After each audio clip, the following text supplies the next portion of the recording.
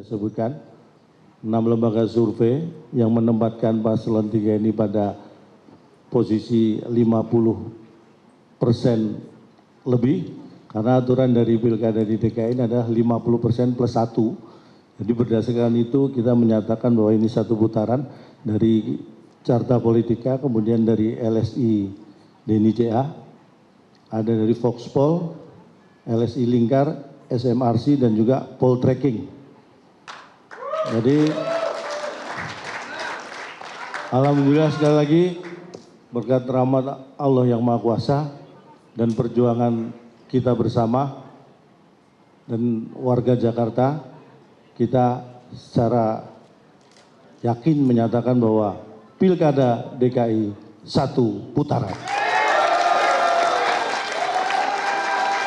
Kami ucapkan terima kasih kepada seluruh warga Jakarta yang sudah berpartisipasi menggunakan hak suaranya dengan baik, sehingga kita akan mendapatkan gubernur dan wakil gubernur Jakarta yang baru. Dan saya yakin ini semua adalah untuk kebahagiaan dan kesejahteraan seluruh warga Jakarta. Mungkin ini yang bisa kami sampaikan. Ada yang mau ditambahkan dari tim?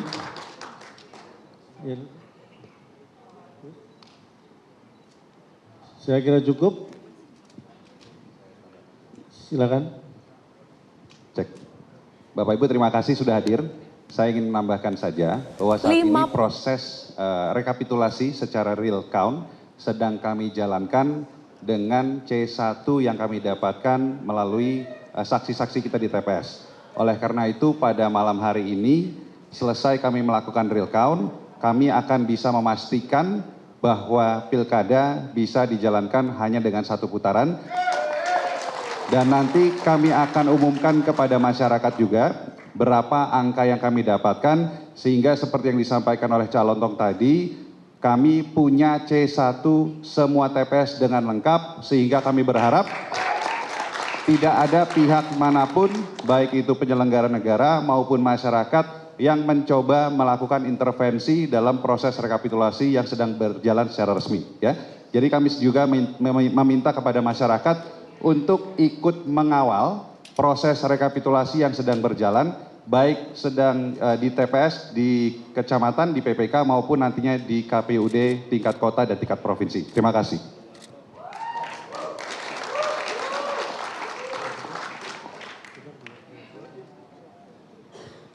Kita beri kesempatan untuk Pak Pras ingin menyampaikan, monggo.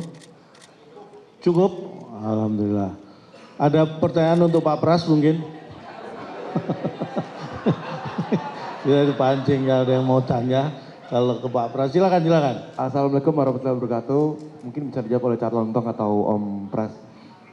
Tadi kan yang dipaparkan itu berdasarkan hasil survei quick count yang sementara ini masuk dan diperoleh oleh tim pemenangan. Cuman kan untuk hasil resminya nanti masih akan diumumkan oleh KPU DKI. Apakah dari tim pemenangan ini ada langkah antisipasi jika memang hasil pengumuman resminya itu belum menyampai 50+1, yang artinya itu akan menandakan adanya putaran kedua. Dari tim pemenangan apakah sudah menyiapkan logistik untuk putaran kedua dan menjamin bahwa di putaran kedua juga akan bisa memenangkan Pilkada DKI 2024. Terima kasih.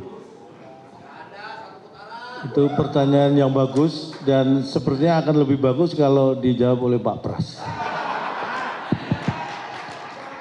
Terima kasih. Assalamualaikum warahmatullahi wabarakatuh.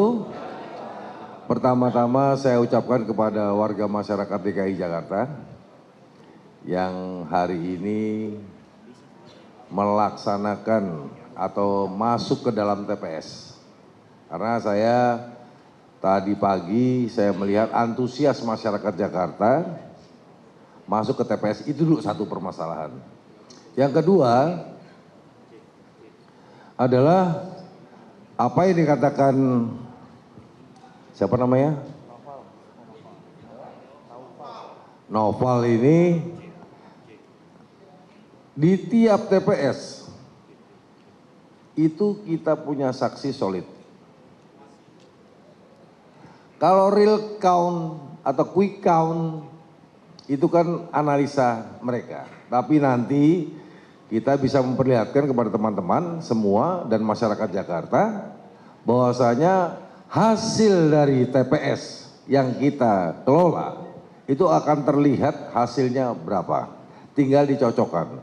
Dan saya juga minta kepada petugas-petugas penyelenggara pemilu ini untuk tidak main-main karena ini dipelototin orang banyak.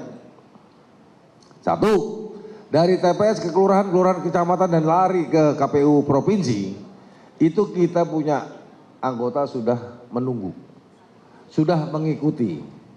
Jadi jangan sampai demokrasi ini dilaksanakan tidak objektif. Jadi saya yakin kepada masyarakatnya, saya terima kasih sekali lagi sebagai ketua harian tim pemenangan bahwa Jakarta dari hasil yang kita lihat itu satu putaran. Terima kasih. Wassalamualaikum warahmatullahi wabarakatuh.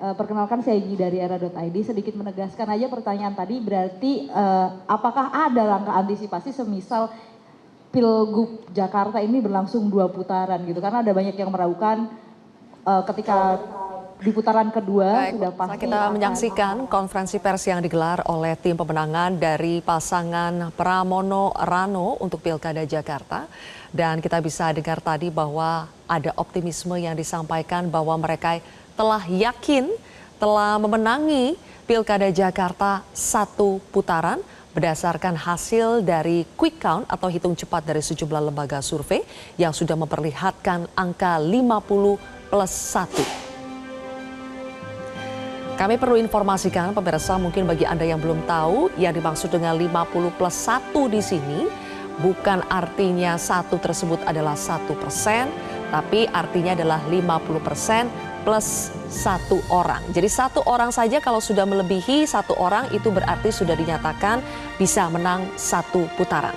Oleh karena itu tadi tim pemenangan dari pasangan Pramono Rano di Pilkada Jakarta meyakini bahwa pasangan Pramono Rano memenangi Pilkada Jakarta 1 putaran berdasarkan hasil hitung cepat, dan juga mereka mengklaim telah mengantongi seluruh hasil penghitungan di TPS yang ada di Jakarta.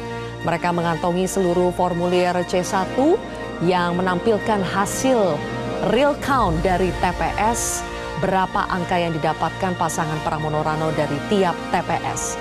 Sehingga mereka menghimbau agar tidak ada permainan nakal untuk mengakali suara, bahwa suara yang nantinya dihitung secara resmi dengan tahap berjenjang oleh KPU DKI Jakarta harus sesuai dengan hasil penghitungan di TPS.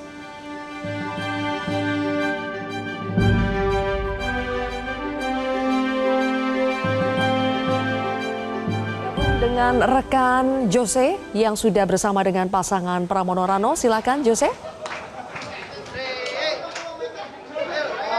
Ya, selamat sore Zilvia dan juga pemirsa. Baru saja dilakukan konferensi pers dari Ketua Tim Pemenangan Paslon 03, Cak Lontong, atau yang memberikan mengenai informasi soal klaim kemenangan 1 putaran berdasarkan 6 lembaga survei. Saat ini kami sedang berada di war room atau situation room, di mana para pasangan calon beserta dengan tim ses memantau, dan tentu kita akan langsung meminta tanggapannya kepada paslon dan perwakilan sini adalah calon gubernur Jakarta nomor 3 Pak Pram. Boleh bergabung sama kami Pak Pram.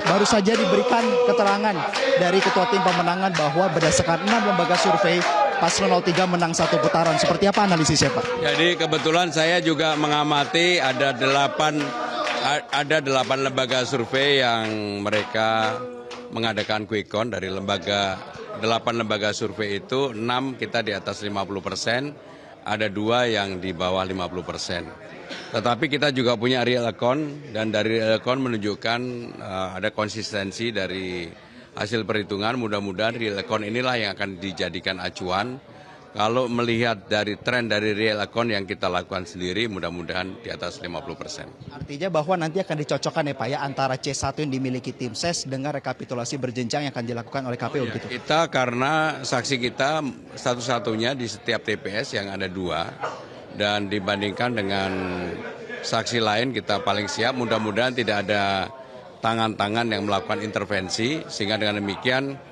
kalau tidak ada yang intervensi, kami meyakini bahwa pasangan 03 mudah-mudahan satu putaran. Artinya menjadi catatan yang patut disoroti sekarang adalah penyelenggara pemilu begitu Pak? Ya, penyelenggara pemilu dan juga siapapun yang punya kemampuan untuk keterlibatan dalam hal ini. Karena dari itu tadi, dari 8 lembaga survei, 6 menunjukkan kita di atas 50%. 2 yang masih di bawah tapi angkanya tipis sekali.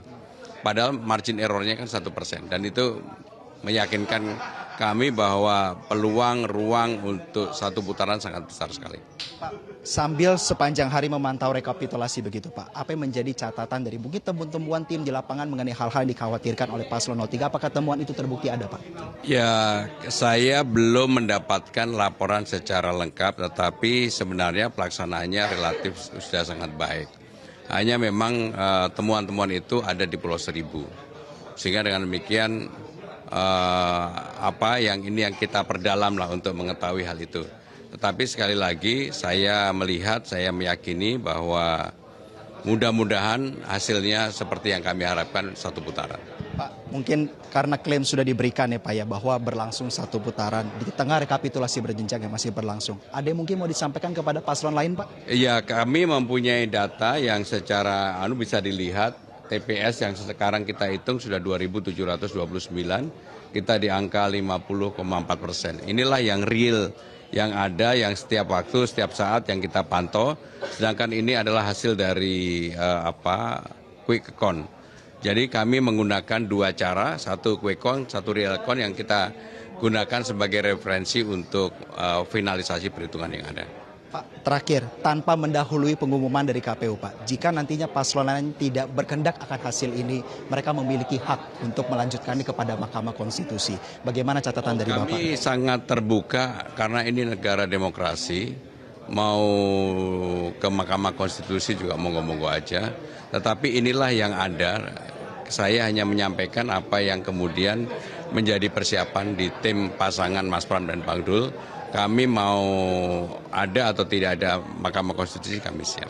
Tapi Paslon 03 sudah mengklaim kemenangan dan berlangsung luber jurdil, penegasan saja Pak? Ya, kalau sejauh ini kita belum menemukan sebuah pelanggaran yang masif ya, bahwa ada 1-2 kecil. Baik. Calon Gubernur Jakarta nomor 3 Pak Pramono Anung, terima kasih sudah meluangkan waktu untuk pemirsa Metro TV. Dan itu tadi Zilvia keterangannya disampaikan oleh Bapak Pramono Anung berkaitan juga dengan meresponi hasil. Dan sehingga saat ini semua tim daripada pemenangan di Situation War Room ini tengah meningkatkan euforia mereka, mengklaim bahwa kemenangan ini berlangsung satu putaran.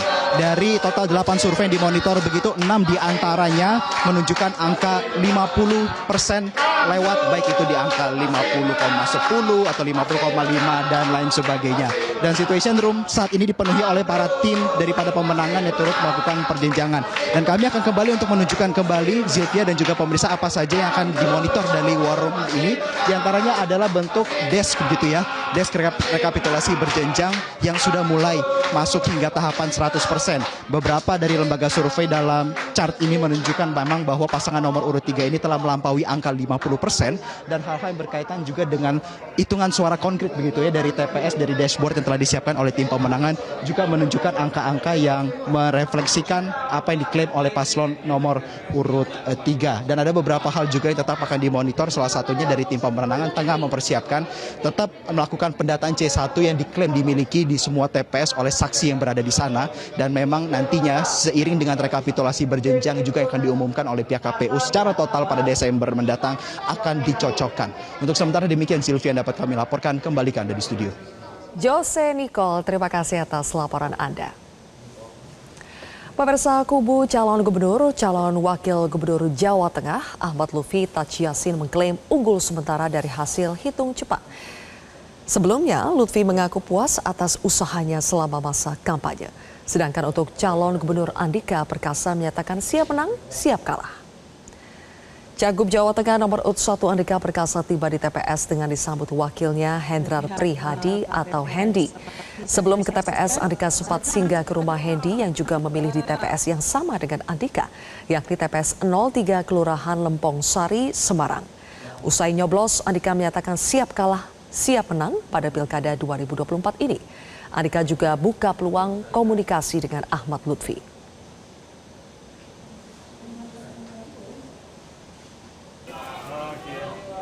Sementara itu, Cagup Jawa Tengah nomor urut 2 Ahmad Lutfi memilih di TPS 001 Banjarsari, Surakarta yang dekat dengan kediaman Joko Widodo. Lutfi merasa biasa saja, tidak deg-degan, ia merasa lega. Baginya, siapapun yang terpilih, mereka adalah putra-putri terbaik Jawa Tengah. Sedangkan wakilnya, Taj Yassin Maimun Zubair, mencoblos di Rembang usai pulang umroh. Taj Yassin menyatakan siapapun yang menang adalah suara rakyat. Sementara pada pukul 15.40 waktu Indonesia Barat, pasangan Lutfi Yassin unggul.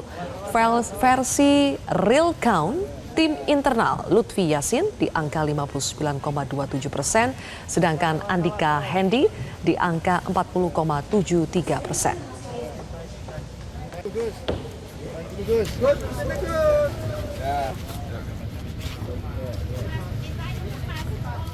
Awas.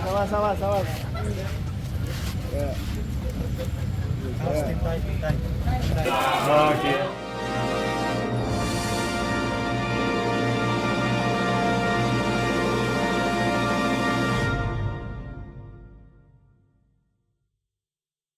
Calon Gubernur Jawa Tengah Andika Perkasa mengungkapkan dirinya membuka peluang berkomunikasi dengan calon Gubernur Ahmad Lutfi jika kalah di Pilkada.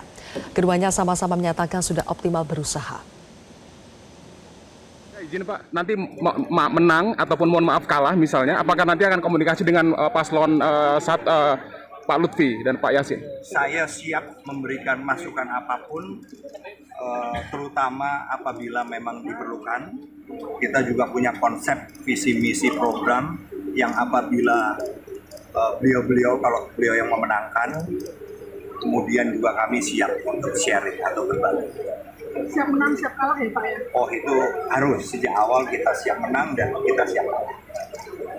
Tentu saya berharap masyarakat kita bisa menyampaikan aspirasi sesuai dengan yang dia pilih, sehingga siapapun pemilihan pimpinan nanti Jawa Tengah ke depan adalah putra-putra terbaik untuk Jawa Tengah. Amin. Amin. Mas kamera terus. Biasa aja.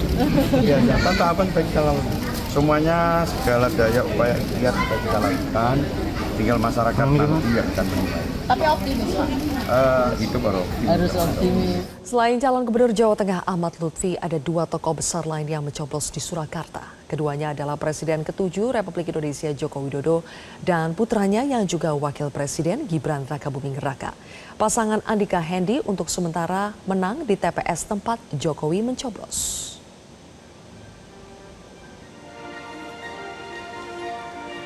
Jokowi yang mendukung Lutfi Yassin mencoblos di TPS 12 Kelurahan Sumber.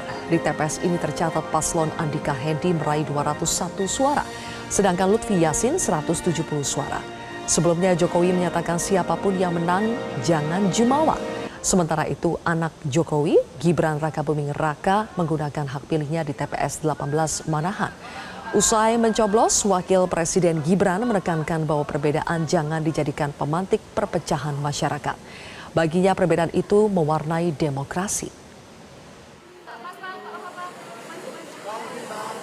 Eskalasinya meningkat pasti. Perhitungan siapapun yang menang jangan jumawa, yang kalah pun juga bisa menerima karena memang kedaulatan ada di tangan rakyat. Yang namanya perbedaan itu mendewasakan demokrasi kita. Yang namanya perbedaan itu mewarnai demokrasi kita. Itu nggih, terima kasih untuk teman-teman media semua.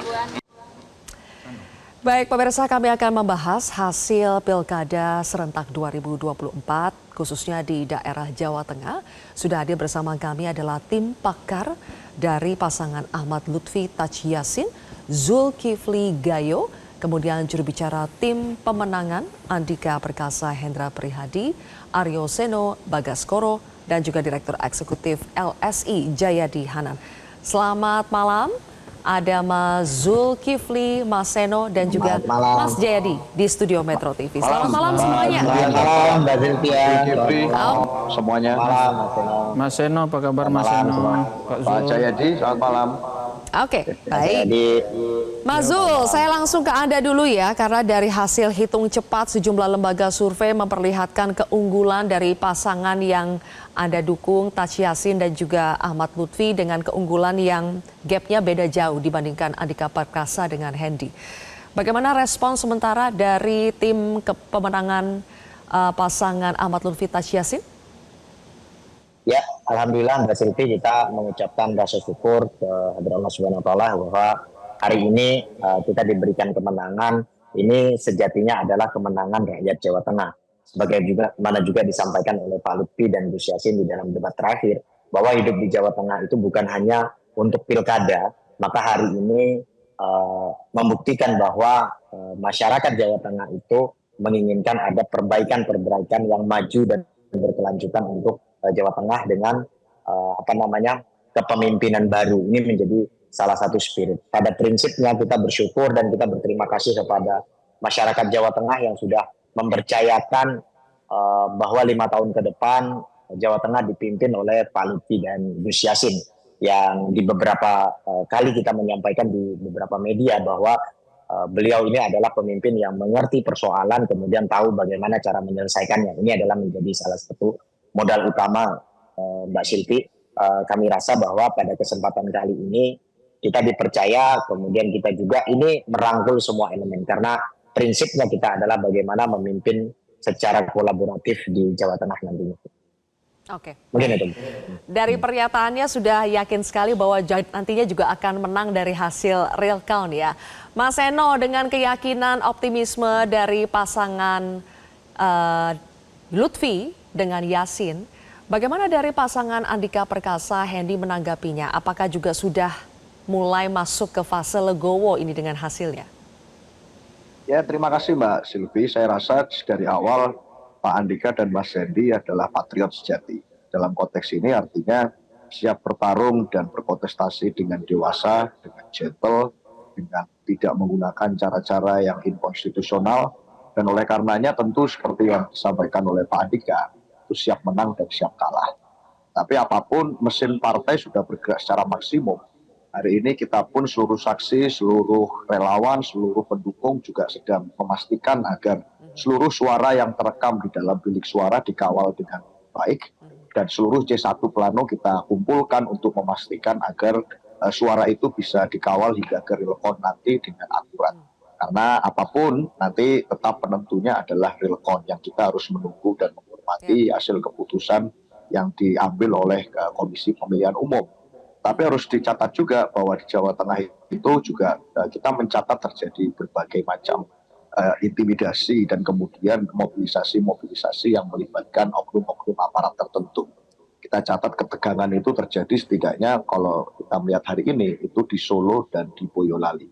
Ini tim hukum PDI Perjuangan dan tim hukum Pak Andika dan Mas Hendy akan mengumpulkan seluruh temuan-temuan tersebut dan nanti tentu akan berproses sesuai dengan koridor hukum yang disediakan. Apapun kita menghargai suara rakyat, masing-masing suara rakyat harus dihargai dan tidak boleh ada yang melakukan intervensi terhadap pergerakan suara rakyat itu. Itu dari kami, Mbak Sylvia. Oke. Sepertinya baru pertama kalinya pasangan yang didukung oleh PDI Perjuangan, Mas Jayadi, kalau berdasarkan hasil hitung cepat sementara ya, keok di Jawa Tengah. Apa faktor yang mempengaruhi? Kita akan bahas nanti Mas Jayadi, tapi kita harus jeda terlebih dahulu pemirsa. Kami akan kembali sesaat lagi.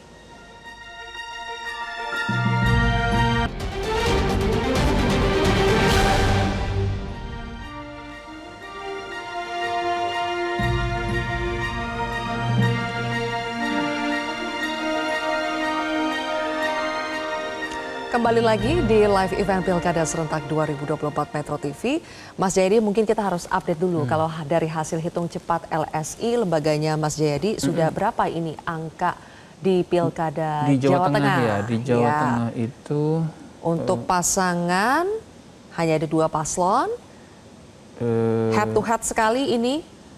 Salah satu pertarungan yang paling panas dan menjadi sorotan. Iya. Ya, untuk Pilkada serentak 2024. Kebetulan Jawa Tengah kita sudah 100% masuk angkanya. Oh, Mas Jayadi sudah 100% di LSI. Berapa hasil akhir hitung cepatnya? 59,38 untuk Lutfi Yassin, kemudian 40,62 untuk Andika Hendi. Nggak beda jauh lah sama lembaga-lembaga yang lain ya. Oke. Dengan margin of error cuma 1,17, jadi jarak antara Lutfi Yassin dan Andika Hendi itu terlalu jauh. Ya. Jadi artinya hampir keunggulannya 20%. signifikan. Iya. Jadi keunggulannya signifikan karena itu LSI dengan yakin memprediksi bahwa Lutfi Yassin lah yang menjadi pemenang pemilu di Jawa Tengah. Oke, suara yang masuk dari LSI ya itu sudah 100%. Kami juga tampilkan ini pemirsa dari Lembaga Survei Indonesia. Itu kan ya sudah 100%. Sudah 100% untuk nomor urut 1. Iya, margin of error-nya 40,62. 1,17%, lalu tingkat partisipasinya cukup tinggi sih 79,8%. Oke. Kemudian untuk yang nomor 2, Lutfi Yassin itu di 59,38. Tadi sebelum jeda Mas Jadi saya tanya, untuk pertama kalinya sepertinya di kandang Banteng Jawa Tengah paslon yang diusung oleh PDI Perjuangan itu kalah telak kalau kita lihat dari hasil itu cepatnya. Faktor yang paling signifikan mempengaruhi. Pertama cuma 2 pasang calon yang bertarung. Jadi salah satu pasang calon harus memperoleh 50% lebih untuk menang. Yang kedua, memang PDIP itu bertarung di wilayahnya sendiri, kandang Banteng. Tapi kan PDIP untuk memenangkan, untuk mencapai 50% itu tidak bisa mengandalkan dirinya sendiri. Karena kekuatan PDIP di Jawa Tengah itu antara 30 sampai 40% maksimal. Ya, kalau berdasarkan pemilu yang barusan itu 28%. Gitu. Jadi jadi PDIP untuk memenangkan pertarungan itu harus dibantu oleh kekuatan tokoh-tokoh. Nah, ada 2 jenis tokoh di sini. Tokoh yang menjadi calon itu sendiri, dalam hal ini Pak Andika sama Hendi. Nah, kalau tokoh yang mencalonnya itu Pak Andika sama Hendi ditandingkan dengan Pak Lutfi sama Pak Yassin, itu secara ketokohan keduanya sama kuat lah, ya. Tetapi dari segi tokoh-tokoh lain yang membantu, itu PDIP bercerai dengan salah satu tokoh utamanya selama ini, yaitu Jokowi, ya, yang membantu Prabowo di Jawa Tengah untuk memenangkan pemilu. Jadi dengan kata lain kita bisa mengatakan dengan asumsi bahwa tokoh calonnya itu sama kuat, ya, itu berarti PDI Perjuangan bertarung sendiri di Jawa Tengah dengan mengandalkan hanya kekuatan partainya. Jadi dengan demikian karena kita tahu bahwa kekuatan partai PDI Perjuangan semilitan-militannya PDI Perjuangan maksimum dia dapat 40. Sebagai kandang Banteng kan maksimum itu 40. Itu tuh sudah ditambah dengan usaha dari tokoh-tokoh. Jadi faktor itu saya kira yang membuat kali ini keok, kali ini kalah gitu. Oke. Ada faktor tokoh sentral Mas Eno, disebut namanya Pak Jokowi di sini. Kemudian tadi Anda juga mengatakan ada dugaan pergerakan-pergerakan untuk bisa mengintervensi hasil pilkada di Jawa Tengah. Apa upaya dari PDI Perjuangan untuk bisa membuktikan adanya dugaan permainan-permainan tersebut untuk bisa membalikan keadaan, meskipun kalau kita lihat dari gapnya ini terlalu jauh ya kalau dari hasil hitung cepat.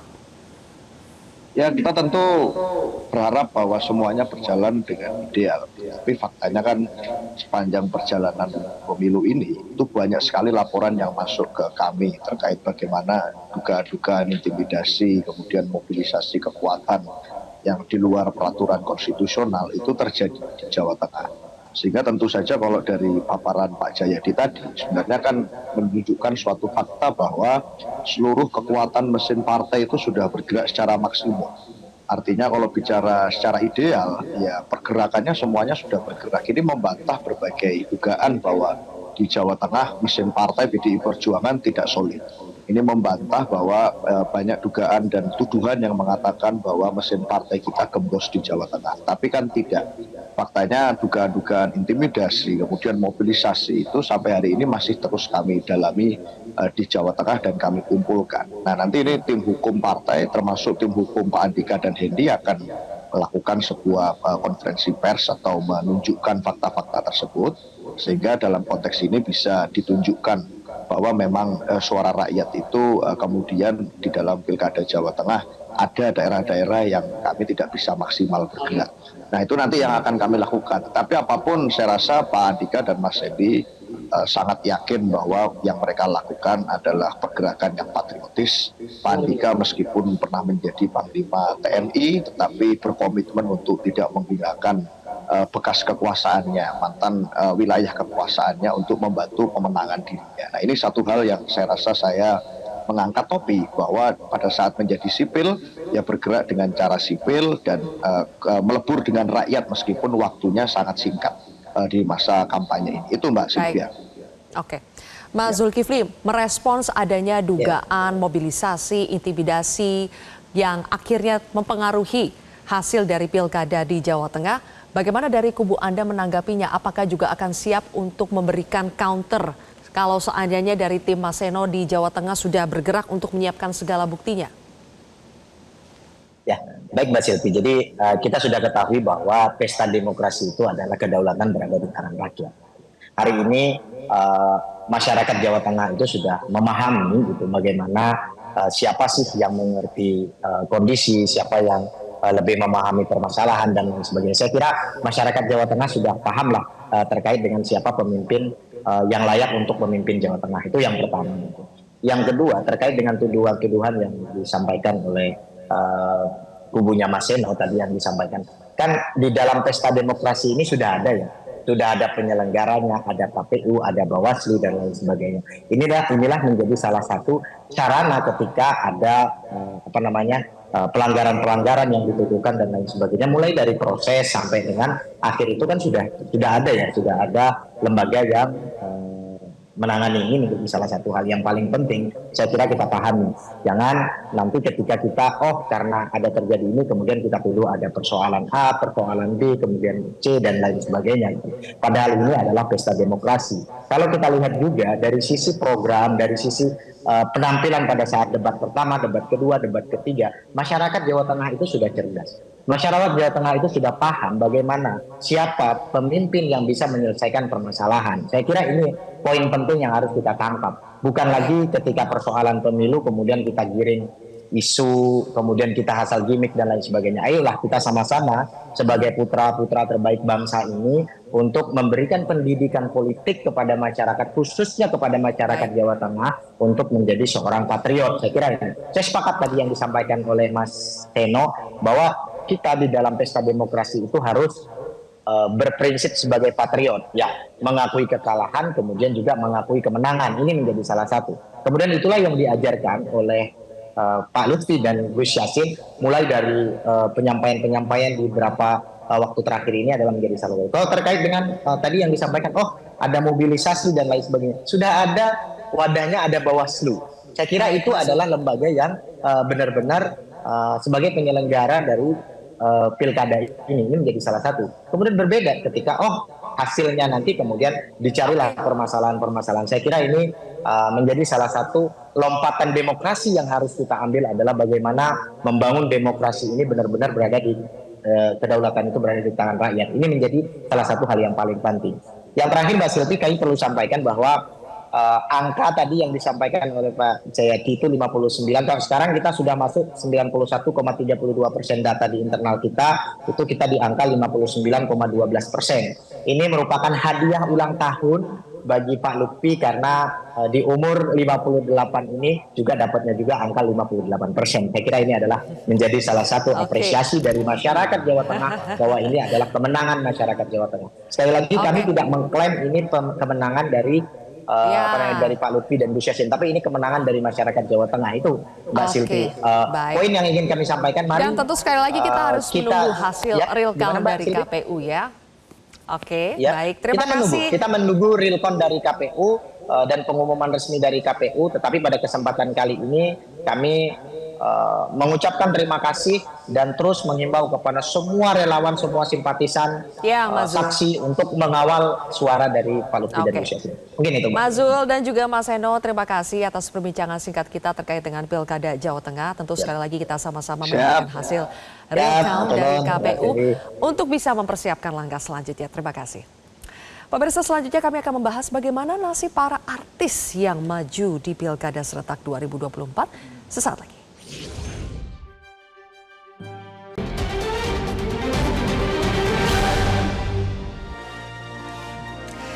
Pemirsa, kembali lagi di live event Pilkada serentak 2024. Kami akan hadirkan lagi sejumlah informasi diantaranya soal Presiden Prabowo Subianto menyampaikan kalah dan menang dalam pilkada merupakan hal yang biasa. Ia pun berpesan agar pihak yang menang dapat merangkul pihak yang kalah. Usai memberikan hak suaranya di TPS 08 Bojong Koneng, Bogor, Jawa Barat, Presiden berpesan kepada pasangan calon yang menang harus menjadi pemimpin untuk semua, sedangkan yang kalah harus bekerja sama dengan yang menang untuk rakyat. Presiden menekankan melayani rakyat adalah yang utama terlepas dari hasil suara di pilkada.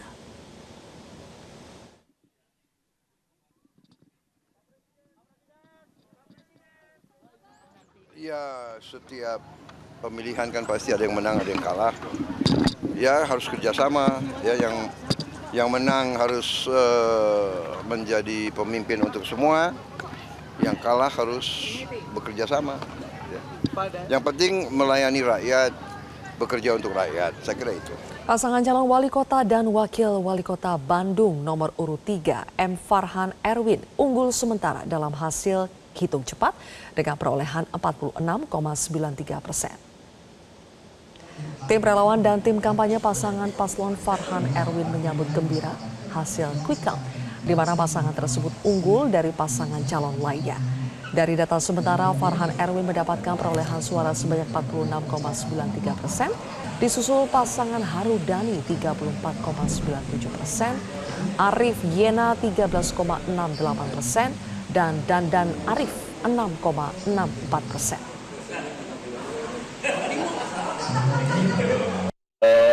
Memantau dari hasil dari exit poll. Lantas bagaimanakah nasib para artis yang ikut kontestasi Pilkada serentak 2024? Sudah bergabung bersama kami calon wali kota Batu, Krisdayanti. Selamat malam, Mbak Kade. Malam. Halo, Mbak Kade. Apa kabar? Mbak Kade, sesuai dengan judul dialog kita, bagaimana nasib para artis yang berkontestasi di Pilkada serentak 2024? Apakah Mbak Kade juga sudah memantau nasib terakhir dari hasil hitung cepat di Batu? Bagaimana hasilnya, Mbak Kade? Ya, hasilnya sementara udah masuk ya, hampir lebih dari 50%. Dan memang kami mengakui keunggulan dari paslon nomor 1, dan memang yang namanya kompetisi ya, Sylvia, kita semuanya tahu dinamika politik juga. Tentunya semua sangat running cepat, dan 87 hari kita juga kampanye. Rasa-rasanya juga kurang untuk bisa meyakinkan banyak warga terkait bagaimana visi misi kita, dan semuanya berpulang seperti yang tadi disampaikan oleh Presiden terpilih Prabowo, bahwa siapapun yang memimpin nggak boleh luput untuk merangkul siapapun yang kalah kan gitu. Jadi saya titipkan suara-suara yang sudah diberikan aspirasinya kepada kami untuk bisa juga dirangkul oleh siapapun pemenangnya nanti gitu. Mbak Kade berpasangan dengan Dewa ya, Kade Dewa. Nah, Mbak Kade, kalau melihat hasil hitung cepat sementara, Mbak Kade melihat apakah ada langkah-langkah yang masih bisa, biasanya kan kalau paslon lain masih bilang bahwa kita tunggu dulu hasil resmi dari KPU-nya seperti apa. Kalau Mbak Kade bagaimana? Karena saya udah biasa kompetisi kali Sylvia ya, tahun ini aja nggak semua orang punya kesempatan bisa kompetisi di Pileg dan Pilpres. Pileg dan Pilkada, gitu. Jadi secara mentality aku pasti udah jauh lebih kuat untuk bisa paham artinya kalau memang secara tidak ada tuntutan dari masalah di lapangan, kita juga nggak akan ada yang mau kita sampaikan ke MK. Saya rasa kalau kita menghargai siapapun yang menang, dan itu pun sudah melalui satu perhitungan yang walaupun masih konvensional, tapi kalau memang hasilnya C1 dan planunya semua akurat, ya saya rasa sih kita nggak perlu ya untuk mempermasalahkan itu. Gitu, karena memang mesin partai juga semuanya juga menghitung, relawan juga bergerak, tim juga semuanya bergerak gitu. Tapi kan kita juga mesti tahu bahwa kita kerja itu ada satu upaya yang memang kita capai bersama-sama, pun itu dilakukan oleh tim lain. Jadi kita juga di sini kalau kapasitas tim lain lebih hebat dan lebih diklaim jadi juara, ya kita harus menghormati itu. Oke. Overall Mbak Kade, pengalaman yang Mbak Kade rasakan ini pertama kalinya untuk berkontestasi di Pilkada ya Mbak Kade ya. Bagaimana overall pengalaman yang bisa dibagikan kalau ada rekan-rekan sesama pekerja kreatif yang juga mungkin nanti ingin terjun berkontestasi menjadi calon pemimpin daerah, pengalaman yang bisa Mbak Kade bagikan dari Pilkada serentak ini apa Mbak? Ya, ini yang jelas siap tempur ya. Kalau Pilkada kan bukan sekedar rekomendasi dari partai. Pilkada ini gerakan bersama rakyat. Jadi Pilkada ini tentu selain kita punya rekam jejak, lalu prestasi, lalu juga kepercayaan dari partai pengusung dan lain-lain, ya kita harus yakin bahwa kita berkomitmen untuk memberikan totalitas dan dedikasi yang terbaik untuk semua masyarakat. Saya rasa itu. Untuk tidak berhenti berjuang jelas harus terus tertanam ya, untuk terus punya daya juang, semangat tinggi, komitmen tinggi. Saya rasa sih yang namanya politisi sama penyanyi itu nggak ada mantannya deh ya Sylvia ya. Artinya nggak ada mantan politisi, nggak ada mantan penyanyi, semuanya pasti akan terus tersandang dan bersemayam terus tersemat di tubuh kita. Jadi saya pikir kapanpun itu akan diberikan tugasnya kembali kepada saya, ya semua tergantung dari partai PDI Perjuangan nantinya ke depan. Oke, jadi memang mental menjadi semakin kuat itu pastinya salah satu pengalaman yang didapatkan selama berkontestasi ya Mbak Kade ya. Banget. Oke, Mbak Kade, kami juga ingat ketika Mbak Kade sering menyampaikan dalam beberapa kesempatan, baik itu di debat atau momen-momen terbuka dengan masyarakat, Mbak Kade menekankan pentingnya bagaimana meningkatkan pariwisata yang ada di Kota Batu. Karena selama ini Kota Batu dikenal sebagai daerah wisata, tapi potensinya masih banyak sekali yang bisa digali. Titipan pesan Mbak Kade kepada nanti pemimpin yang dilantik untuk menjadi wali kota Batu terkait dengan nasib yang mau diperjuangkan lagi, apa pesan Mbak Kade?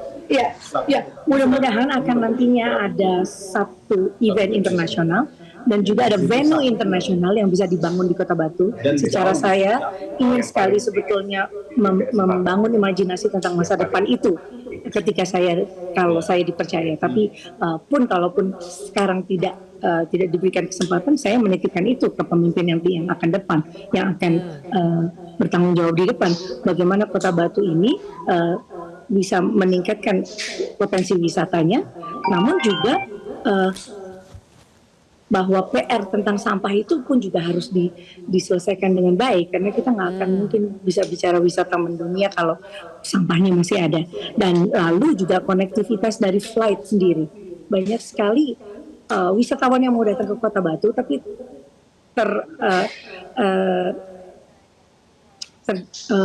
nggak bisa tersambung dengan flight yang memadai, akhirnya mereka urung untuk bisa datang. Jadi ini kan kita bicara tentang wisatawan luar negeri. Nah, jadi harapannya wisatawan yang datang untuk datang spend 10 hari di Indonesia itu bisa menyisihkan juga sama porsinya dengan ketika mereka ingin merencanakan datang ke Bali atau ke Jawa Tengah. Jadi Jawa Timur juga harus punya kesempatan yang sama. Asalkan connecting flight-nya ini bisa kita upayakan sebaik-baiknya. Dan tentunya dengan harga tiket yang lebih jauh fleksibel. Gitu sih. Oke, baik. Mbak Kade, saya geser sebentar ke Mas Jayadi yang ada di studio. Mas Jayadi,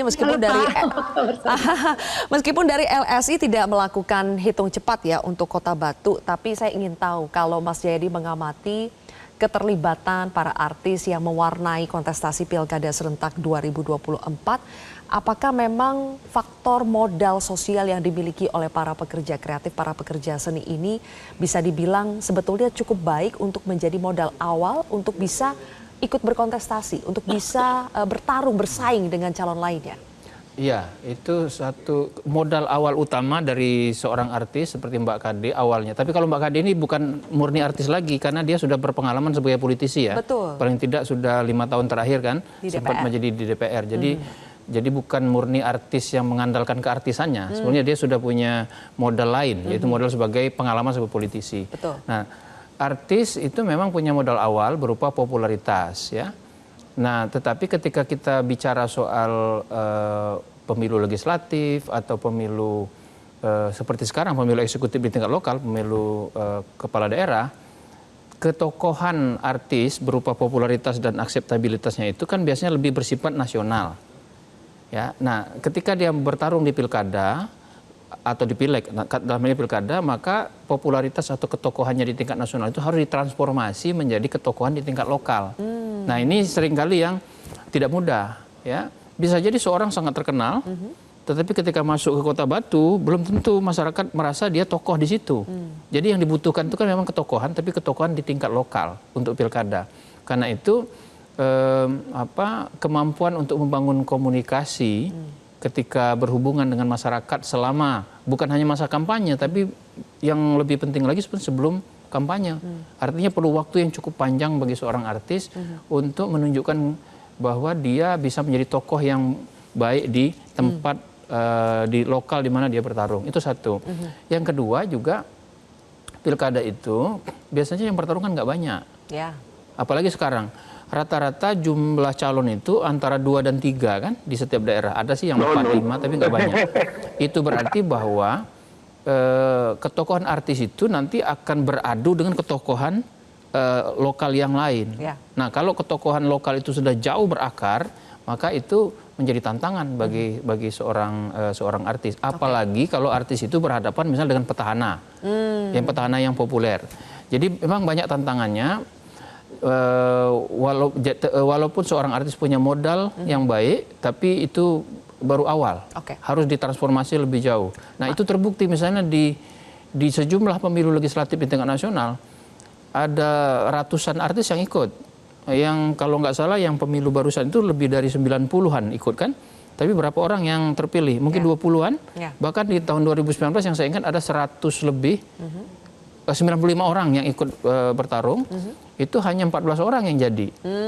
Jadi ada bayangkan untuk pemilu legislatif yang memerlukan suara tidak sampai 50% di satu dapil, itu banyak yang tidak berhasil. Apalagi yang memerlukan suara yang lebih banyak lagi ketika bertarung di pilkada. Gitu. Oke, ada satu lagi dari background artis kita tahunya, tapi sama seperti Mbak Kade, sudah pernah juga menjadi politisi, sudah pernah duduk di Senayan 5 tahun, betul. Tapi karena tidak terpilih di pileg, kemudian diajukan di pilkada, dan ternyata kalau dari hasil hitung cepat, Mas Jayadi tadi kita juga sudah ngobrol ya, bagaimana hasil hitung cepat untuk di Kota Bandung, ternyata Kang Farhan dengan pasangannya itu unggul dari hasil hitung cepat. Kang Farhan, selamat malam. Selamat Kang Sudah Farhan. dikasih tepuk tangan bersama Mbak Kade. Terima kasih. Yanti, makasih ya. Bang Jayadi sehat. Zilvia, thank you. Iya, Kang Farhan. Dari hasil pantauan hitung cepat LSI, kemudian juga lembaga survei lainnya, Kang Farhan dan Erwin ini unggul, Kang. Bagaimana, saya ingin tahu dulu dong responsnya. Ya, buat kami ini merupakan sebuah berkah yang luar biasa ya. Ketika kita mengikuti detik demi detik dari jam 1 siang tadi, kelihatannya akan konsisten, mudah-mudahan sih sampai nanti real count nanti malam jam 12 malam ditutup. Rasanya penuh rasa syukur, penuh rasa kegembiraan, tapi pada saat bersamaan kami tahu akan ada banyak tantangan di depan. Namun mudah-mudahan sih kalau bicara soal Kota Bandung, saya melihat akan lebih banyak peluang untuk kolaborasi dengan banyak pihak. Karena kontestasinya sudah selesai, kompetisinya sudah selesai, maka kita harus lanjutkan dengan kolaborasinya. Begitulah kira-kira. Oke, dari hasil hitung cepat LSI, angkanya berapa untuk di Kota Bandung? LSI nggak ada hitung cepat, tapi kita punya survei terakhir. Oh, survei terakhir. Survei terakhir beberapa hari sebelum pencoblosan.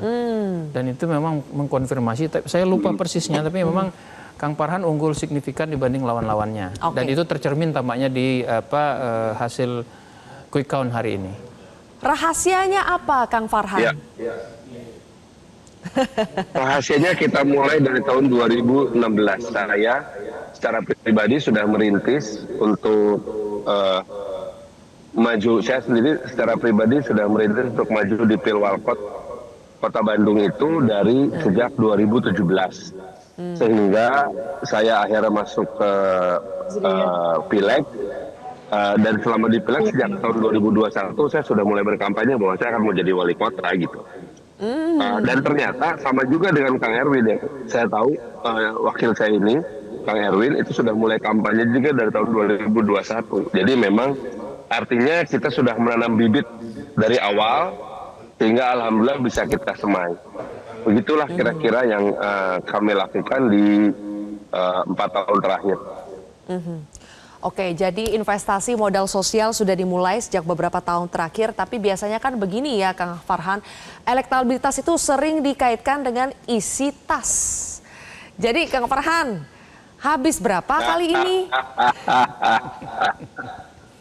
Habis-habisan, karena kita itu tidak seperti mitos-mitos pilkada yang katanya disamperin bohir dengan uang puluhan miliar. Hal itu tidak pernah terjadi. Justru yang masuk itu adalah kontribusi dari banyak orang.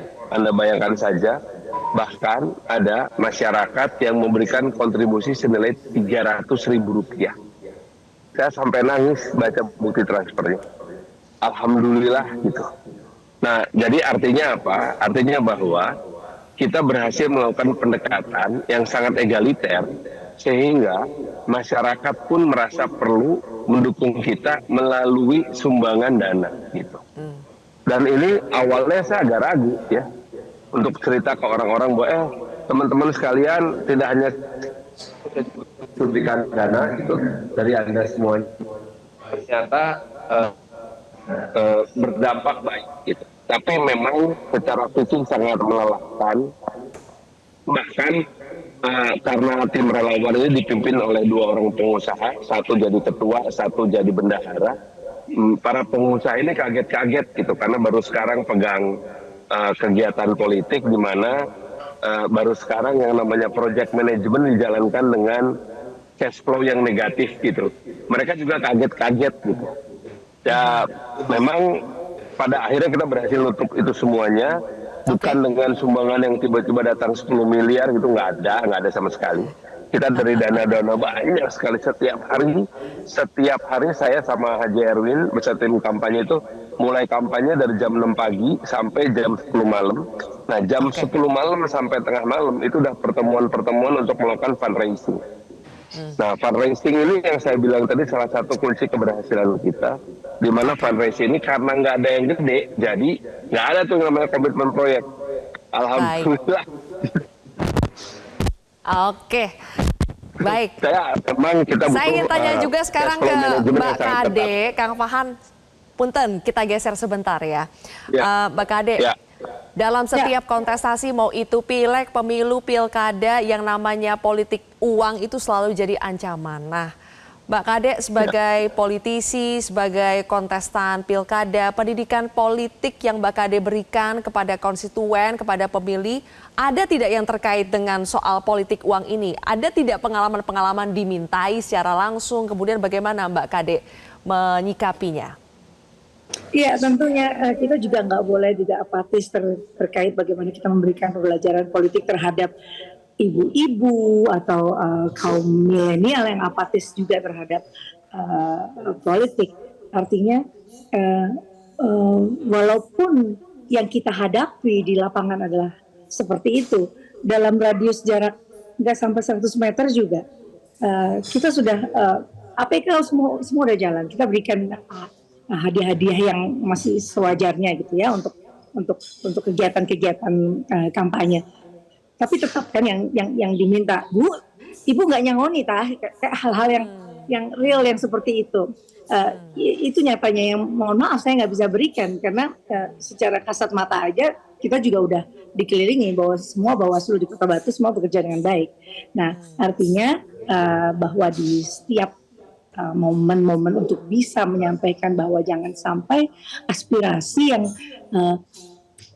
yang Ibu sampaikan hanya senilai dengan sembako atau nilai rupiah tertentu. Artinya Ibu akan menitipkan kepercayaan Ibu Bapak semuanya kepada saya untuk saya berkorupsi nantinya kalau saya harus memberikan hadiah-hadiah di muka untuk ibu-ibu semuanya.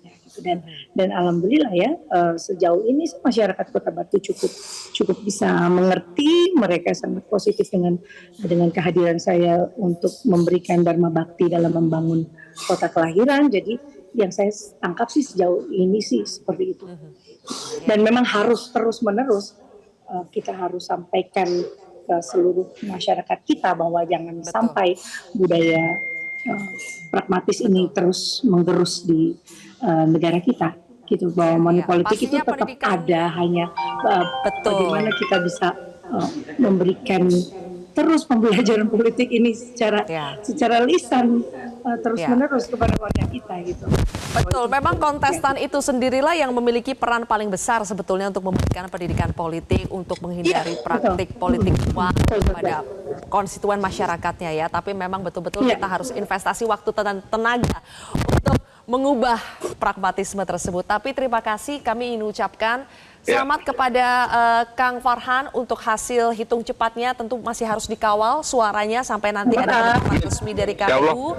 Mbak Kade juga terima kasih sudah berpartisipasi di live event Pilkada Serentak 2024 Metro TV. Terima kasih, sukses selalu.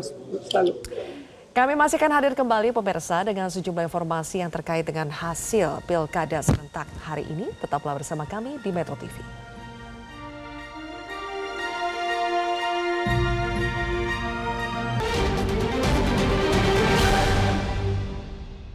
Mudah-mudahan dengan semangat Pak Ketum Golkar dan juga seluruh warga Jakarta yang nanti sampai jam 1 saya doakan mayoritas datang ke TPS tentunya bisa memberikan hasil yang baik untuk pasangan Ridho. Insya Allah. Ya, saya sudah berusaha seoptimal mungkin mengenalkan diri saya dan saya akan berkomitmen untuk bersama Pak Ridwan Kamil tentu saja akan membangun Jakarta yang lebih baik. Berjalanlah seperti air mengalir. Jangan ngoyo, nanti cepat tua. Pak, pede nggak Pak? Ya? Pede nggak Pak? Saya selalu percaya diri bersama Tuhan. Saya tidak suka percaya kepada diri sendiri, tapi saya lebih suka percaya kepada Tuhan. Merata ya di setiap wilayah, tapi mudah-mudahan utara sama barat sih kelihatannya lebih banyak ya. Tapi secara keseluruhan merata. Secara pribadi saya tentunya mengharapkan satu putaran. Kenapa satu putaran? Supaya warga Jakarta bisa kembali hidup normal, tidak lagi, karena kan pilkada di tempat lain sudah selesai semua. Sehingga dengan demikian Jakarta juga perlu nggak ada lagi ketegangan walaupun kecil. Saya sangat yakin, bukan takabur, saya berharap ini satu putaran. Karena saya berhitung, kalaupun ini satu putaran bukan buat Rano Karno, bukan buat Pramono Anung, tapi buat Jakarta. Kami ajak Anda untuk langsung bergabung dengan jurnalis Metro TV. Ada Anwar Fuadi yang memantau langsung dari posko pemenangan paslon Ridwan Kamil Suswono. Adi, apakah sudah ada tanggapan resmi dari pasangan RK Suswono mengenai hasil hitung cepat sejumlah lembaga survei di Pilkada Jakarta?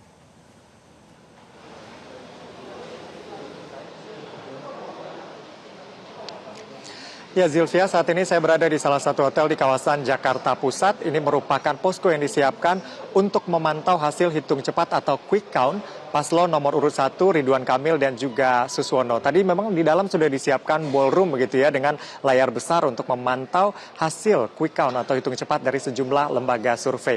Namun sayangnya tadi baik Ridwan Kamil maupun Suswono tidak sempat bergabung masuk ke dalam yang memantau dari ruangan lain, lalu kemudian langsung menghampiri awak media tadi sekitar pukul 17.30 waktu Indonesia Barat untuk memberikan tanggapan. Dan setelah itu baik RK maupun Suswono langsung meninggalkan tempat. RK diinformasikan tadi oleh timnya langsung kembali ke kediamannya yang ada di Bandung, Jawa Barat. Karena memang hari ini hari yang panjang baik untuk RK maupun Suswono. Keduanya tidak melakukan pencoblosan di Jakarta namun di domisilinya masing-masing. RK tadi melakukan pencoblosan di Bandung, begitu juga dengan Suswono yang tadi mencoblos di Bogor. Terkait dengan tanggapan, tadi sudah disampaikan oleh Ridwan Kamil dalam konferensi pers kepada awak media di tempat saya melaporkan saat ini. Ada beberapa poin yang disampaikan RK menanggapi hasil quick count atau hitung cepat dari sejumlah lembaga survei yang memang mayoritas mengunggulkan paslon nomor urut 3 Pramono Rano. Bahkan sudah ada yang suaranya mencapai 50%. Namun disampaikan oleh Ridwan Kamil tadi bahwa dari pengamatannya tadi sore bahwa mayoritas lembaga survei ini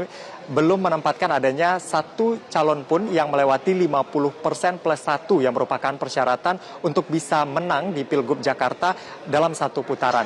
Kalaupun ada yang tadi 50% disampaikan oleh Ridwan Kamil, ini masih dalam rentan margin of error, sehingga yang memastikan ini belum ada yang bisa secara pasti apakah menang satu putaran ataukah nanti akan lanjut ke putaran kedua. Disampaikan oleh Ridwan Kamil hasil ini juga tidak jauh berbeda dengan perhitungan sementara atau hitung cepat dari tim internalnya. Bagi Ridwan Kamil hasil quick count tadi disampaikan ini cukup akurat untuk bisa menjadi acuan, mengingat ia juga sudah berpengalaman sebelumnya baik pada saat pencalonan sebagai wali kota Bandung ataupun pencalonan sebagai gubernur Jawa Barat. Ini hasil quick count ini tidak jauh berbeda dengan hasil real count dari KPU, karena memang angkanya tipis-tipis, ini masih di rentan margin of error.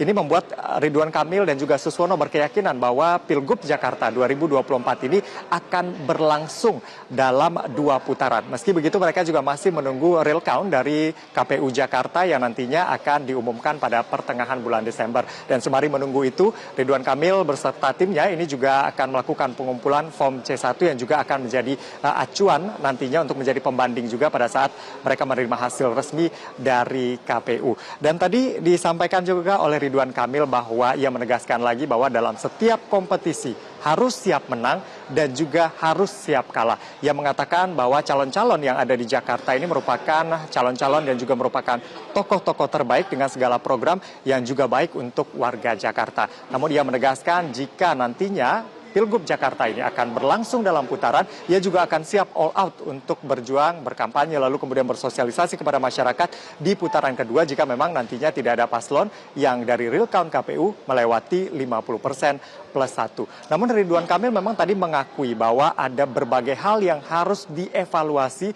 dalam kerja-kerja termasuk sosialisasi kepada masyarakat dalam beberapa bulan terakhir. Ada beberapa hal tadi yang disampaikan oleh Ridwan Kamil, ia akan melakukan evaluasi terkait dengan metode kampanye, bagaimana kemudian komunikasi dengan masyarakat, harus lebih banyak lagi menyerap aspirasi dari masyarakat. Termasuk yang menarik juga pada saat ditanyakan oleh awak media terkait dengan partai pengusung. Karena kita tahu Ridwan Kamil ini diusung oleh koalisi yang cukup gemuk. Namun analis banyak yang mengatakan bahwa mesin partainya tidak bekerja maksimal. Dan ini jugalah yang nantinya akan menjadi evaluasi menyeluruh dari tim pemenangan Ridwan Kamil dan juga Suswono. Untuk sementara demikian, kembali ke studio, Zilvia. Terima kasih Anwar Fuadi. Kita bergeser ke rekan Bernardin Mario yang memantau dari posko pemenangan Darmakun. Bagaimana Darmakun merespon hasil hitung cepat di sana, Mario?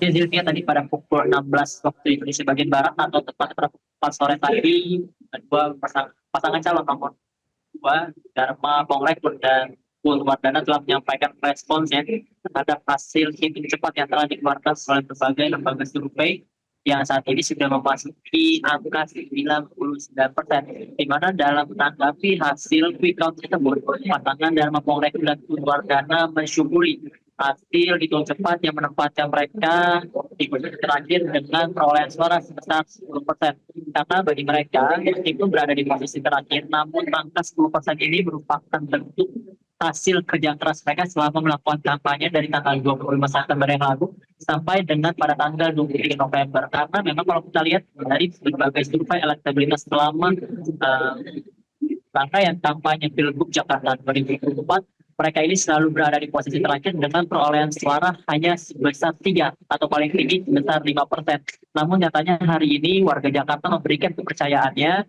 pada pasangan calon nomor 2 dengan memberikan hampir sekitar 10% pada pasangan calon nomor 2 ini. Sehingga menurut Dharma Mahfud hasil ini sudah cukup baik meskipun kalah, namun hasil ini merupakan kemenangan bagi mereka karena sebagai pasangan yang maju dalam kontestasi di Pilgub Jakarta 2024 secara independen, mereka mampu membuktikan diri bahwa tanpa dari lima partai politik juga dengan dana kampanye yang minim dibandingkan dua pasangan kandidat yang lainnya ini mereka masih dapat menarik percaya publik dan simpati publik untuk mempercayakan Jakarta dapat dipimpin. Meski begitu hasil survei ini menurut mereka adalah hasil yang sudah cukup dekat dengan hasil hitung real KPU yang nanti akan mulai dihitung setelah surat suara akan dikembalikan ke KPU di Jakarta. Itu mereka sudah menerima hasil quick count ini. Dan mereka belum mau menentukan arah dukungan ke pasangan manapun yang mungkin akan melanjutkan kontestasi Pilgub Jakarta 2024 ini ke putaran kedua. Demikian Zilvia, laporan dari Posko Pemenangan Balai Gotong Royong Dharma Polres. Kembalikan Anda di studio. Bernardino Mario, terima kasih atas laporan Anda. Sebelumnya ada rekan Anwar Fuadi. Kami kembali mengajak Anda berbincang bersama dengan Direktur Eksekutif Lembaga Survei Indonesia LSI, Mas Jayadi Hanan. Sekarang kita membahas Pilkada Jakarta. Oke. Mas Jayadi. Bolak-balik Jakarta lagi ya? Bolak-balik Jakarta lagi. Belum sempat kita bahas sebetulnya soal faktor yang mendominasi kemenangan dari Pram Rano versi hitung cepat ya. Apa Mas Jayadi? Saya kira tidak ada yang mendominasi, tapi dia gabungan berbagai hal ya. Cuma kalau kita lihat dari, misalnya kita lihat dari partai, basis pemilih partai, ternyata partai-partai pendukung R.K. Suswono itu kebanyakan terbelah. Jadi pemilih partainya itu tidak tegak lurus dengan pilihan partainya. Bahkan dua partai yang selama ini mendukung Anies, ternyata lebih banyak mendukung Pram Rano. Ya, yaitu PKB sama Nasdem.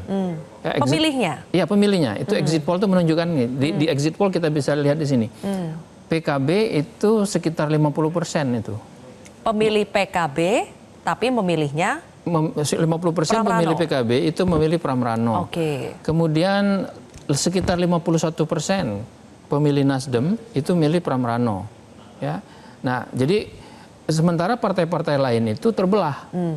Yang cukup tidak ada yang solid. Bahkan partai seperti Gerindra itu cuman 40-an%. Pemilihnya itu mendukung R.K. Suswono. Padahal partai pengusung utama. Golkar itu nggak nyampe 50%. Memang paling banyak ke R.K. Suswono, tapi tidak sampai misalnya 60-70. PKS gimana Mas Jayadi? PKS itu menariknya, PKS juga terbelah. Baru kali ini PKS terbelah? Iya. Di Jakarta? Iya. Karena biasanya solid tuh. Iya. Saya kira kan penjelasannya yang ingin saya katakan tadi ya, PKB, Nasdem, PKS. Pola itu hanya satu yang bisa menjelaskannya, faktor Anies kan. Jadi karena misalnya PKS, kenapa masih terbelah? Karena selama ini ada kedekatan yang sangat kuat antara pemilih Anies dengan pemilih PKS gitu. Nah, karena endorsement Anies itu lebih banyak memang jelas ke Pram Rano, maka para pemilih PKS yang lebih dekat ke Anies itu kemudian kan juga banyak yang pindah. Meskipun para pemilih PKS yang memang lebih kuat ikatannya dengan PKS itu tetap memilih PKS. Jangan lupa pemilih PKS itu kan bisa dibagi dua. Secara sederhana ya, satu kader-kader PKS dan simpatisan terdekatnya, lalu lingkar yang memilih PKS karena faktor-faktor lain, ya simpati. Misalnya dalam hal ini misalnya karena faktor Anies. Jadi faktor Anies juga jadi kalau mau bicara soal kenapa Pram Rano unggul, salah satunya itu adalah faktor Anies itu terlihat berpengaruh. Selain tentu saja Pram Rano punya basis. Apa basisnya? 2. 1 pemilih PDIP, 2 Ahokers. Ya. Nah ini 2 grup ini nggak kemana-mana. Nah nggak tahu Zilpia masuk mana nih? Barisan para mantan Mas Jayadi, para mantan gubernur maksudnya ya di DKI Jakarta, Itu kita contohnya. lihat kompak mendukung Pram Rano. Iya, memberikan endorsementnya kepada Pram Rano. Kecuali Jokowi. Ya. Iya kan? Nah, ada pertarungan ya, pertarungan sosok endorser Betul. di Pilkada Jakarta. Endorsement itu kan ada 2 jenis, endorsement aktif, endorsement pasif. Yang pasif itu misalnya memberi simbol-simbol, misalnya mantan anggota timnya ditaruh di tim siapa gitu kan, atau pura-pura makan siang, makan siangnya beneran ya, pura-pura nggak ketemu, pura-pura nggak sengaja ketemu, lalu ngobrol, lalu merasa cocok gitu kan, tapi tidak langsung. Nah endorsement yang ini tidak terlalu banyak pengaruhnya. Ya. Ada tapi tidak terlalu banyak, tergantung ketokohan yang memberi endorsement. Nah yang kedua endorsement aktif. Endorsement aktif itu ada 2 juga. 1 verbal, diucapkan langsung. Ya. Nah itu yang terjadi dengan Jokowi kan, diucapkan langsung. Tapi ada endorsement aktif yang lebih berpengaruh. Jadi si tokoh dan timnya dan relawannya dan segala kekuatan yang mungkin dia miliki itu bergerak langsung ke bawah. Nah dugaan saya mungkin karena waktunya sangat sudah terlalu mepet, mungkin endorsement aktif Jokowi itu tidak betul-betul diikuti oleh gerakan-gerakan langsung sampai ke bawah. Sehingga pengaruhnya belum atau tidak sekuat pengaruh Anies terhadap kekuatan Pram Rano gitu. Itu saya kira yang bisa menjelaskan antara lain mengapa Pram Rano unggul. Selain tadi ya, dia punya basis kuat, basis PDIP, itu bisa kita lihat dari berapa sih jumlah pemilih PDIP di Jakarta? Kalau kita ukur ya sekitar 15-17% kan. Kalau menurut exit poll lebih dari 70%, sekitar 70% dari pemilih PDIP itu solid mendukung Pram Rano. Paling solid tuh dibanding partai-partai lain. Lalu para Ahokers yang kali ini bergabung sama Aniser atau anak Abah ya. Anak Abah. Itu juga Ahokers itu menjadi basis. Yang ketiga itu bisa kita ukur dari berapa sih pemilih Ganjar Mahfud yang memilih Pram Rano. Mayoritas pemilih Ganjar Mahfud itu memilih Pram Rano. Jadi di satu sisi mereka punya basis 3 ya, Ahoker, PDIP, pemilih Ganjar itu basisnya Pram Rano. Lalu Anies masuk, dia membantu menambah suara itu. Tadi saya sempat bertanya sedikit kepada Mas Jayadi soal sepertinya hanya di DKI Jakarta kita tahu ada pertarungan panas antara Kim Plus melawan PDI Perjuangan, begitulah di Provinsi DKI Jakarta, di Jawa Tengah pastinya dan di Sumatera Utara. Tapi dari 3 ini yang betul-betul hanya dimenangkan oleh PDI Perjuangan dari versi hitung cepat itu hanya di Jakarta. Apakah ada faktor kejakartaan yang akhirnya menjadi pembeda dibandingkan dengan pertarungan Kim Plus dengan PDI Perjuangan di wilayah lainnya? Nanti kita bahas Mas Jayadi. Sesaat lagi pemirsa, tetaplah di live event Pilkada Serentak 2024.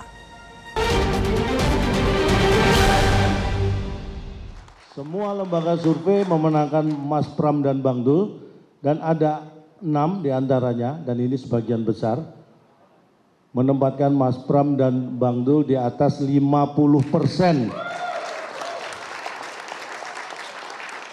Dan insya Allah artinya berdasarkan hasil tersebut kita bisa menyatakan bahwa Pilkada Jakarta berlangsung 1 putaran.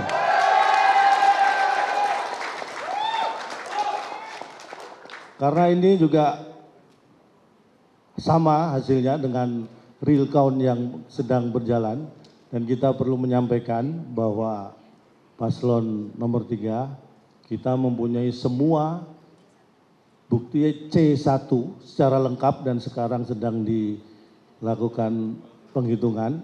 Jadi kami mengharap untuk pihak-pihak yang ingin mungkin mengganggu kelancaran dari pilkada ini untuk berpikir ulang. Karena Mas Jayadi, dari tim pemenangannya Pram Rano langsung cepat ya mengklaim bahwa mereka menang versi hitung cepat karena dari 8 lembaga survei, 6 lembaga survei sudah menyatakan Pramrano itu angkanya 51. Ya. Kalau menurut LSI, apakah memang kemungkinan besar mendekati 100%, 50+1 itu ada di pasangan Pramrano? Ada ada kemungkinannya karena kalau kita ini ya saya tunjukkan. Kita tampilkan lagi terutama dari LSI ya. Apa itu? Angkanya itu. Ini data di LSI itu sudah 99,5%, artinya sudah seluruh lah masuk kita anggap ya, tinggal 5 TPS yang belum masuk. Dengan angka absolut itu 50,11, 50,11. Itu berarti dengan margin of error 0,52%, maka realnya itu nanti suara untuk pasangan Pramrano itu di kisaran 49,59 sampai dengan 50,64 ya. Kalau ternyata pasangan Pramrano itu hitung versi KPU-nya itu 50% lebih dikit aja, lebih 1 suara aja dari suara sah yang ada, ya itu berarti 1 putaran kan. Nah, cuman memang kalau dia berada di bawah 50% berarti 2 putaran. Artinya kalau tim suksesnya berkeyakinan 1 putaran ya ada dasarnya, karena kemungkinan itu masih ada. Jadi tinggal nanti kita ikuti bagaimana istilah real count itu ya. Sebetulnya quick count real count juga, cuman ngitung real count dari sampel ya. Tapi oke lah, itu istilah aja yang bisa kita pahami. Gitu kira-kira. Jadi kalau ada yang berkeyakinan seperti itu, saya kira boleh, nggak apa-apa, karena memang kemungkinannya ada. Gitu. Maka itu. Karena secara statistik kita tidak bisa menunjukkan berdasarkan margin of error ini bahwa suara Pramrano itu konsisten secara statistik berdasarkan hitungan margin of error di atas 50%, tapi masih ada kemungkinan di bawah 50%, maka kami tidak bisa menyimpulkan bahwa Pilkada Jakarta berlangsung secara 1 putaran. Tapi potensi 1 putaran tetap besar. Betul. Sebagaimana potensi 2 putaran tetap ada. Oke, berarti yang harus dilakukan oleh tim pemenangan Pramrano sekarang, Mas Jayadi, betul-betul harus mengawal suaranya dan strategi-strategi komunikasi seperti mempublikasikan dengan cepat hasil. Mereka bahkan juga mengklaim punya semua C1 dari semua TPS. Itu harus dilakukan supaya pembanding dengan data yang dimiliki oleh KPU. Iya, jadi memang kalau ada kecurigaan, karena begini ya, karena sangat kompetitif atau kompetitif maksudnya itu antara satu putaran atau tidak jadi satu putaran itu, maka setiap suara betul-betul berharga. Ya, every penny counts ya. Jadi hilang 1 aja itu bisa misalnya untuk mencapai 50% lebih perlu 1 suara lagi, itu kan menjadi penentu. Maka perlu dilakukan pengawalan.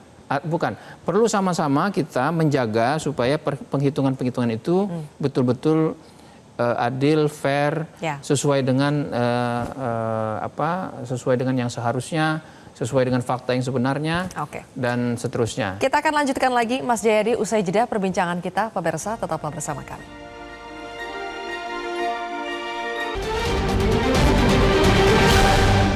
Metro. Ya. Hasil quick count begitu ya. Apakah ini sudah sesuai dengan target? Kemudian kalau menurut Pak Lutfi dan Gus Yassin sebenarnya apa sih yang menjadi kunci kemenangan? Karena kalau kita lihat peta politik di Jawa Tengah kan cukup menarik ya. Pada saat saya mulai daftar sampai selesai nggak punya target, Mbak. Jadi saya dengan Gus Yassin nggak punya target. Tapi yang paling inti adalah kerja-kerja teamwork. Para teman-teman parpol sudah melakukan suatu konsolidasi yang kompak, kemudian utuh. Kita berkomunikasi dengan seluruh parpol pendukung, kemudian tim sukses juga ikut melakukan kolaborasi secara sistematis, kemudian relawan dan organ bersama-sama untuk melakukan direktif terkait dengan aspirasi di bawah, Jadi antara parpol, organ relawan, tim sukses, dan yang paling utama adalah letak hati nurani masyarakat kita untuk memilih pemimpin. Dan hari inilah nanti yang ditentukan bahwa siapapun pimpinannya adalah masyarakat hati nurani yang Jawa Tengah yang menang, bukan kita. Sehingga ini semua akan kita kembalikan kepada masyarakat kita. Toh nanti realconnya belum, tetapi spirit ini yang membuat kita berhasil adalah teamwork di antara kita. Oke? Cukup, oke? Mungkin Gus Yassin ada nambahin, Gus? Ya, terima kasih apa yang tadi sudah disampaikan oleh Mas Lutfi. Tentu kami hanya ingin menambahkan, yang pertama saya ucapkan terima kasih kepada seluruh masyarakat Jawa Tengah yang telah mengikuti tahapan-tahapan pemilu dan membuat situasi pilkada baik itu tingkat provinsi maupun kabupaten kota berjalan dengan baik. Saya ucapkan terima kasih juga kepada KPU, Bawaslu, TNI Polri, seluruh organ-organ relawan kami. Saya ucapkan terima kasih karena semestinya saya mendampingi Mas Lutfi. Ya kalau hanya berdua nggak mungkin kita bisa menjangkau seluruh masyarakat Jawa Tengah. Kami dibantu untuk bertemu dengan masyarakat, disampaikan kepada kami, baik itu lewat partai politik, baik itu lewat teamwork tadi yang disampaikan, baik lewat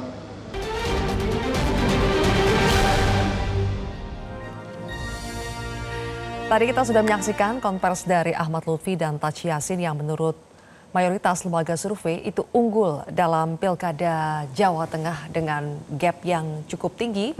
Mas Jayadi dibandingkan dengan Andika Hendy. Apa yang terjadi di Jawa Tengah yang menyebabkan keunggulan dari Lutfi dengan Yassin itu jauh sekali? Kalau dari exit poll ya, itu sejumlah paling tidak misalnya kita bisa bahas 3. Satu kan pasti Anda mau nanya juga soal apakah Jokowi berpengaruh gitu kan.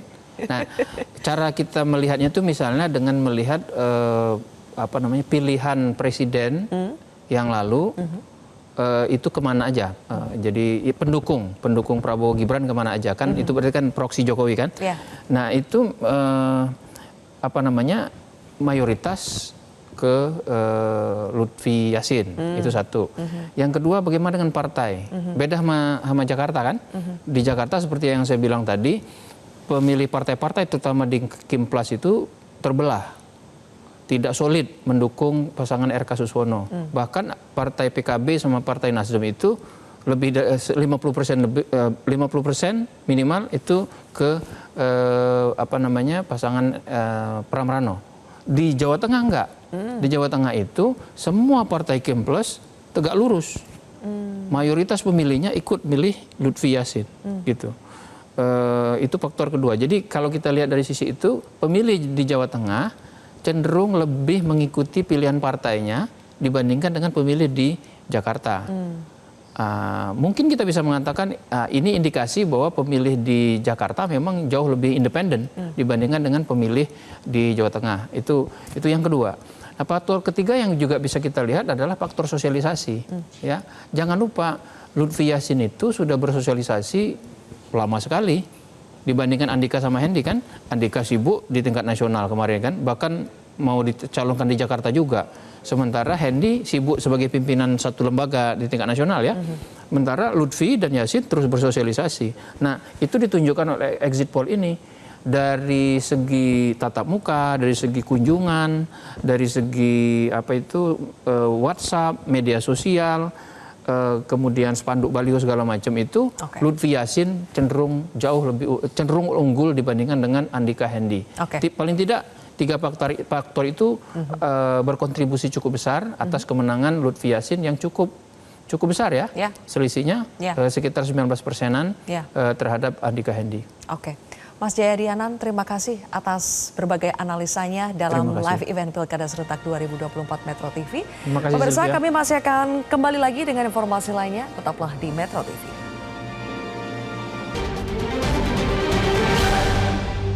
Terima kasih sebesar sebesar-besarnya kepada semua pihak, terima kasih kepada masyarakat dan terima kasih kepada seluruh yang selama ini memberikan dukungan dan bantuan serta memberikan kepercayaan kepada kami bahwa tidak ada yang tidak mungkin.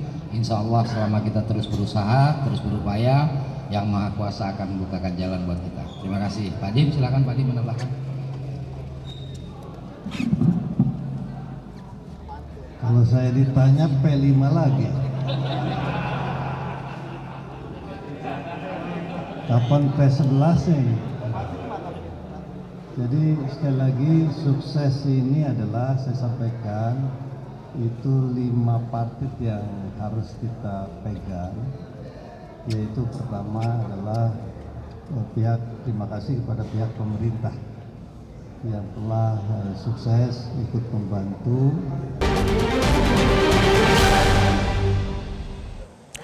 Pemirsa, Komisi Pemilihan Umum Jawa Timur menyatakan pemungutan suara di TPS 14 Kelurahan Peneleh, Kecamatan Genteng, Surabaya, Jawa Timur berjalan lancar.